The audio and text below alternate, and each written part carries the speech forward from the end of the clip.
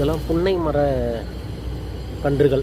நம்ம ஆஃபீஸ்லேயே ஒரு 2 பெரிய மரம் இருக்குது. அதனுடைய விதைகளில் கொட்டி முளைச்சது. இப்போ நம்ம இந்த எருவெலாம் எடுக்க போகிறோம். அப்போ இது எல்லாத்தையும் எடுத்து நடவு செஞ்சிடலாம். அதே போல் இந்த வேப்ப மரத்துங்கள்லேருந்து கொட்டின வேப்ப கொட்டைகள்லேருந்து முளைச்ச வேப்பங்கன்றுகள், அதெல்லாம் நம்ம இப்போ நடவு செய்ய போகிறோம்.